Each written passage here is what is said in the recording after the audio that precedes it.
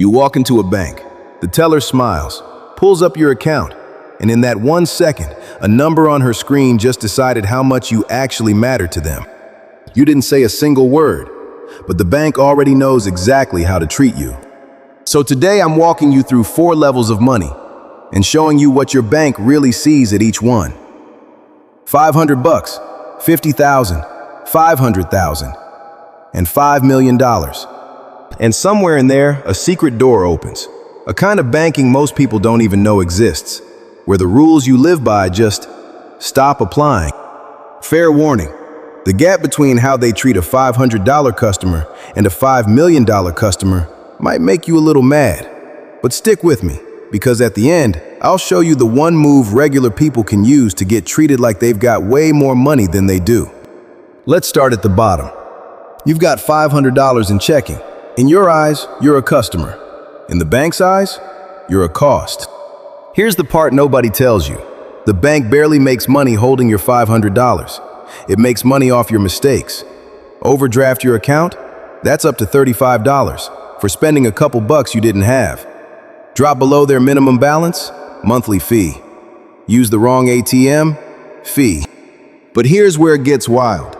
That $500 you parked?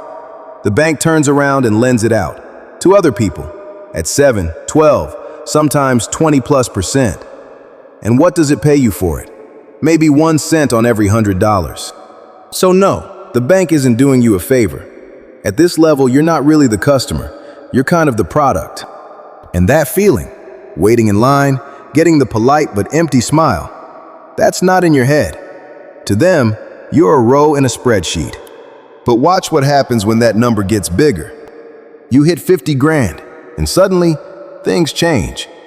Now you might get bumped into a preferred tier. A few of those annoying fees, waived. You might even get a real human, a banker who knows your name and actually picks up the phone. Feels good, right? Like you finally made it. But here's the catch.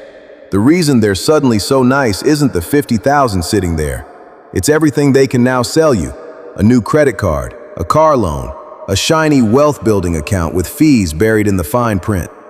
At $500, you were a cost. At $50,000, you're an opportunity. They're not being generous, they're fishing. And you're the pond. Quick question while we're here. What's the dumbest fee a bank has ever charged you? Drop it in the comments. I read them, and honestly, some of these should be illegal. Okay, now let's jump way up, because this is where that secret door starts to crack open. $500,000.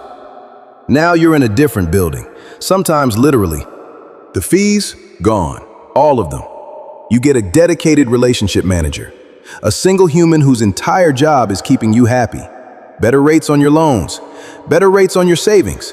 And here's the flip you'll feel. At $500, you called the bank.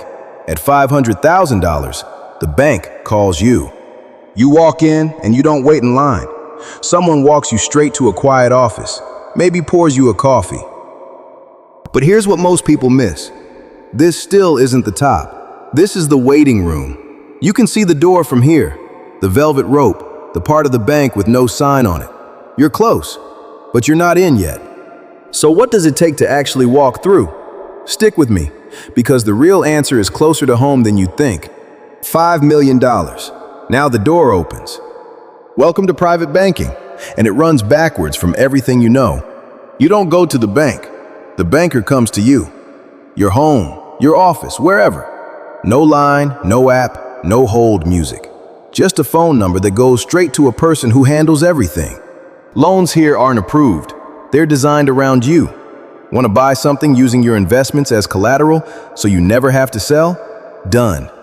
Custom rates, custom terms, options that don't even exist on the public menu. This is the door I promised you at the start. And here's what's actually behind it. It was never really about the money in the account. It's about how useful you are to the bank. At $5 million, you're not a cost, and you're not an opportunity. You're a relationship they protect, because losing you would actually cost them. So here's the uncomfortable truth this whole thing comes down to. Your bank was never loyal to you. It's loyal to a number. Same teller, same building, same company.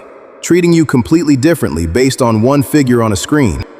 You've been told your whole life to stick with your bank, the one your parents used, the one with the friendly logo. But the bank? It's been quietly ranking you the entire time. Now, remember that one move I promised? Here it is. You don't need $5 million to stop getting treated like a $500 customer. You can move your savings somewhere that pays you real interest instead of 1 cent. You can ask, out loud, for your fees to be waived, and a shocking number of times they just do it. And you can stop being loyal to a logo that sees you as a row in a spreadsheet. Just so we're clear, this is general information, not personal financial advice. Your situation is your own. But if this changed how you see that friendly little bank on the corner, hit subscribe, so the next time your paycheck hits, it hits different. And if you want to know where the rich actually keep their money, because it's not where you think, watch this one next.